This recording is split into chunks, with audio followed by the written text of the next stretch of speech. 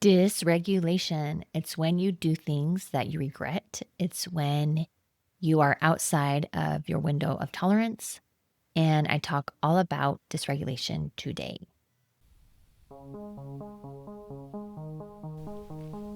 Welcome to Burnout Solutions, a podcast designed to help high achievers and healthcare professionals understand stress and how it can lead to burnout. Together, we'll explore how your brain and nervous system naturally work and why they sometimes hold you back, and how to overcome those challenges to fully enjoy the success you've worked so hard to create. I am your host, Mona Tippett, registered nurse, burnout coach, and resiliency educator.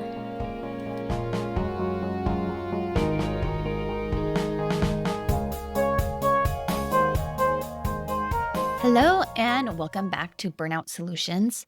Today, we are talking about dysregulation, and I named this Dysregulation 101 because as I was talking to several of my clients over the last few weeks and doing the last few podcast episodes, I was thinking, I really want to talk about regulation, self-regulation, and just wrap it up in an easier way to understand. And I've talked about regulation quite a bit, and all of this stuff, again, overlaps. But as I was preparing to make a podcast about regulation, I thought, you know what? I'm going to talk about dysregulation first, because I think when we understand when we are dysregulated, it can help us want to come back to a regulated state, and it makes more sense. So I don't know how long this podcast is going to be, probably a little bit shorter, because we're going to talk about dysregulation, and then the next podcast is going to be all about regulation. So dysregulation is something that is very human, and being a human is really just dysregulating. Living with ourselves, living with other people, we have the chance to experience dysregulation. And often, our dysregulation shows up in the middle of our busiest, our hardest, our most human moments, and maybe moments that we are least proud of. And this is when things get out of whack. We feel unsteady. We get knocked out of balance. This can be just with an emotional spiral or just feeling like our energy is completely wrong for the moment. That's dysregulation. And I want to emphasize, and this is something that I'm trying to teach my brain, my recovering perfectionistic brain, who likes to learn things and then immediately apply it and apply it perfectly, that being dysregulated is not bad. It is not a failure. And this is just our nervous system doing what it was designed to do to protect us. However, oftentimes, our nervous system is not being helpful in our modern world. And being dysregulated is not the problem. It's just our actions and our behaviors that we do when we're dysregulated that is usually the problem and causes us regret or we feel bad about. So let's just unpack this. Let's look into dysregulation, why it happens, how it shows up, what it looks like. And then next podcast, we're going to talk about how to come back to regulation. And then you will have some homework, though, this week. So I have talked about window of tolerance before in my podcast. You can look back and listen to that one if you need more information. But just a recap, our window of tolerance is a phrase from Dr. Dan Siegel and describes it as a range or a band where we can think clearly, we're connected, we handle stress with some flexibility. I've said it's our way of handling stress without freaking out or shutting down. And that is just inside that window of tolerance is where we are regulated. So when we are above or below or outside of that band or that window of tolerance, we are either in hyperarousal, so we're anxious, overwhelmed, panicked, explosive, fight, flight, flee, even some of freeze is in there, or we are below our window, and that's when we are in hypoarousal. So we are in shutdown, we are exhausted, we're numb, we're detached. And outside that window of tolerance is what we are calling dysregulation. And when we become dysregulated, that happens automatically. That is not our choice. It is something that our nervous system is doing to keep us safe. And how does it know to go into dysregulation? Well, it's super interesting. So, our nervous system is constantly scanning for cues of danger and cues of safety through neuroception, so our five senses. And then it's constantly paying attention to what's going on inside our body, interoception. And then it's evaluating where you are in relation to other people, in relation to danger. And then it decides, do I have more cues of danger here or do I have more cues of connection here? And then it responds.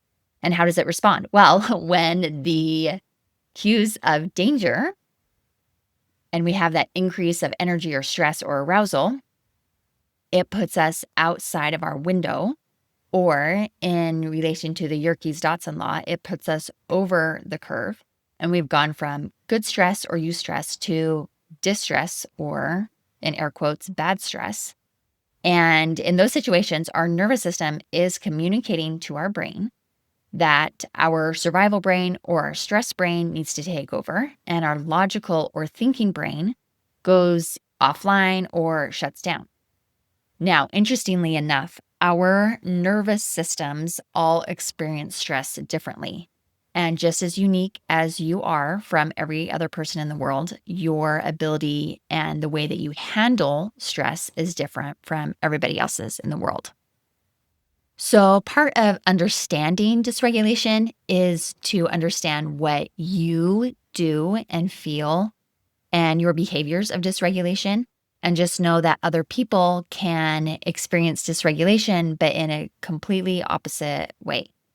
Why is this? Well, our blueprint, which was what I talked about last time in our podcast, is a huge contributor to our life, our occupation, our family life. If we're going through any of the top 10 life stressors, that has an effect on our dysregulation. So anything that affects our window of tolerance and how well we are able to handle stress without freaking out is going to affect how often or how far we get dysregulated. I also wanted to talk about that we can get physically dysregulated and emotionally dysregulated, but again, they're very connected. And when we are emotionally dysregulated, we can be snapping at somebody. We're crying out of nowhere. Or if we're physically dysregulated, we can have a tight jaw, racing heart.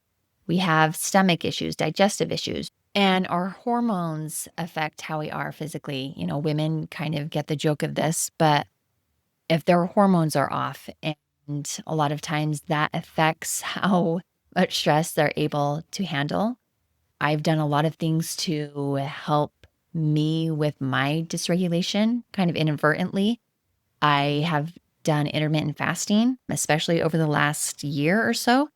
And doing intermittent fasting has helped train my body to understand that there's no danger in feeling hungry. So I can tolerate going without food a lot longer than other people in my house. I also cold bath to help my nervous system be exposed to things that feel dangerous but aren't dangerous. And so by doing that, I have been able to be in hot and cold situations and not get dysregulated so quickly. So our bodies and just physically, we can get dysregulated from being tired and hungry, hot and cold, and our hormones can be off. And all of that can really affect how we handle things emotionally. I love Dr. Joe Dispenza. He says, our thoughts are the language of the brain and our feelings are the language of the body. And I think about that all the time with all of this nervous system information. How do loud noises affect you? How does harsh lighting affect you? I don't love loud noises unless it's a loud song that I really like. I don't love a loud noise of my kids watching people play video games on TV or like Dr. Phil or Cops or watching dysregulated people yell at each other in movies and on TV. I do not like that. However, I do like loud music that helps me feel more regulated. So again, that's different. I also love really bright lights. My vision is not very good. And so the brighter it can be, the better for me. And so my kids are always making fun of me. Oh my gosh, mom, your computer screen, your phone screen, it's so bright. And when I look through my kid's phone, I can't even read it because it's so dim. So everybody experiences things differently, and that's totally normal. Another thing is people's facial expressions. I have a resting face that I joke is the Johnson scowl. And look at all of my extended family. A lot of us have just a scowl on our face, and that's our resting face. And that can be interpreted as dangerous to other people. Really like people's tone of voice. Somebody could be smiling and it's interpreted as a smirk.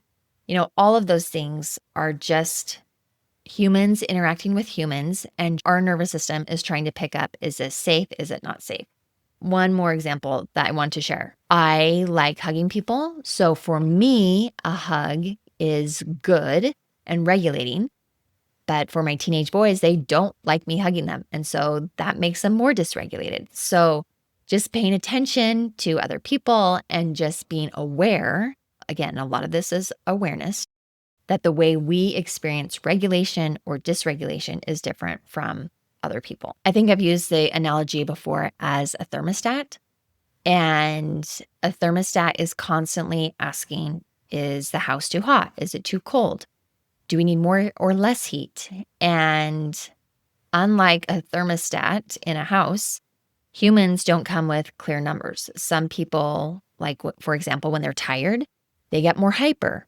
And even though your body should be or could be shutting down and moving less, you get an excess of adrenaline and an excess of energy because you are tired, whereas other people just tend to slow down.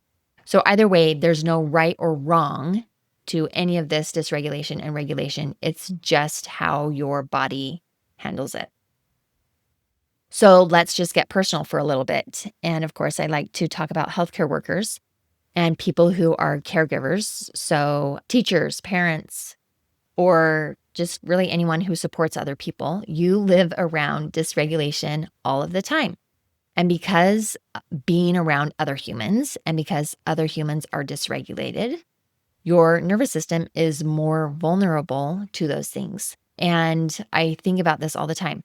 As healthcare workers and teachers and police officers and first responders, we are expected to stay calm, to be the rock, to be the superhero, to be compassionate and loving and caring, and to offer all of those things, even when, and especially when we're absorbing and we are around everybody else's pain and fear, panic, and their families. I think about teachers a lot. You not only work with dysregulated little kids who are having a fit over their paper got crinkled or their homework wasn't done or they slept class and so they failed the test and now they're upset with you. But you also deal with their parents. I worked pediatrics as a nurse a lot, and I loved working with kids. They're just so cute. I did, however, have a hard time working with their parents because they saw things differently. And I'm very, letter of the law and wanted to follow the care plan perfectly. And they often didn't want that. And so just working with other people often, every day, this is our career, we are more susceptible to getting dysregulated more. And sometimes we are totally great. Like I was at holding it together at work. It was just at home that things would fall apart. Also, part of us being around dysregulated people is our nervous system can get used to just almost like bracing itself for impact, even over small stressors, because we've had to protect ourselves from other people's pain, other people's sadness, other people's, really horrible situations. that can happen. And we've had to almost build up a wall that we feel like we're protecting ourselves. However, that just adds to burnout. That just adds to more stress. And I talk all about that in my program. But what can happen from that is that our nervous system becomes more primed, meaning that it can get dysregulated even faster. And it can take longer to come back, and it comes back slower to regulation once we've reached those burnout situations and we develop compassion fatigue and we're unempathetic and we become robotic and lose that joy and that mission and love of helping other people because our nervous system is burnt out. So this might be obvious, but I'm going to talk about it anyway. Um, Again, it's hard for me to remember what I used to not know about the nervous system because I've studied it for the last 2 years. And I did not know about dysregulation. I didn't know anything about this. So, in case you're there, totally fine. Welcome. What does it look like when you are in a state of dysregulation? And often it shows up in our behaviors. And I like to call dysregulation like a toddler because people are name calling, they are throwing a fit, they're glaring, they could be ignoring, they could be crying over things that aren't a big deal. If you've ever said anything that you regretted, chances are very high that you were dysregulated when you said that. Some other signs and symptoms of dysregulation is if you feel spaced out or you're at a loss of words, you have decision fatigue, you can't remember things, you feel scattered, or you're trying to do too many things at once and you can't focus on one thing, and so nothing gets finished. Another one that I see a lot is becoming clumsy. So you're tripping over things, you drop things, you lose things all the time. If you can't keep track of things, that could be that you are in a state of dysregulation. Some people, they have their voice and their facial expressions really flat, they're monotone. Often, this was me, that my emotions were just too high, I was too much, and your emotions are maybe out of line with what other people seem to feel. And it can also be that you are in a rage and you feel a huge urgency to express what is bothering you. These are the people who are emotionally vomiting on others all the time. They need to explain everything that they're doing. They need to really defend their position and their behaviors and the way that they're feeling in a way that is not connecting. That's the key. It's not connecting. Some people disassociate from parts of their body, so they can't feel parts of their body, their hands, their mouth, their face, their nose, their feet. Those are just some common symptoms. The other thing that I've noticed, and I've talked to a lot of my clients about, is when I am in a state of dysregulation, and it turns out for all of them also, because our logical brain is not working, we go into thought distortions. And someday, maybe I'll do a podcast in depth about these thought distortions. But what is a thought distortion? This is something I've learned all about in life coach school. A thought distortion is just like an optical illusion, and it tricks you into seeing something different from reality. And some of these thought distortions have to do with our internal biases. And what it does is it distorts the truth, or it distorts the reality, or it distorts the situation that you're in right now. And these thoughts seem very true. And again, that's because your logical brain is not completely online. So it's just a few examples. There are several, but all or nothing thinking. So you evaluate things in extremes, over generalizing. So blanket statements, emotional reasoning. So you're taking your emotions as evidence of truth. Like, I'm so mad at you, and this proves that you're a big giant jerk, things like that. Thinking of the worst possible situation ever and the worst outcomes, magnifying or minimizing things, labeling yourself, labeling other people. He didn't respond the way that I wanted to, so he's a big giant jerk. Anytime you are using judgment or criticism, Those are outside of feeling regulated. Also, should statements, I should have done that. I have a lot of guilt or shame or resentment toward myself or other people because of things they should have done or shouldn't have done. Again, this is all operations from your survival brain, your emotional brain. And what happens is your logical brain, where you really want to think of real life problems that can be solved, that part is turned off. So the good news is, after all of that, that there is hope. And this is what the next episode is all about, is how to regulate once you've noticed that you are dysregulated. And I will go into all of that into detail, but I just want to talk for a little bit about awareness.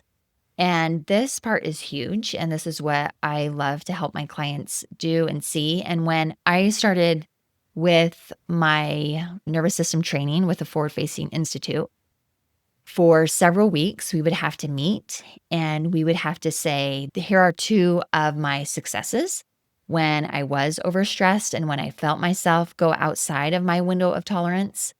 And this is what I did. And here are two failures where I was so dysregulated that I did this, this, and this. And I regret that. I could have handled it better. I didn't know what to do. I was super stressed. And we talked a lot about our successes and our failures. One of the stories that I shared in the beginning of my training with this group on my successes that I thought was really something that I didn't notice that was in dysregulation land.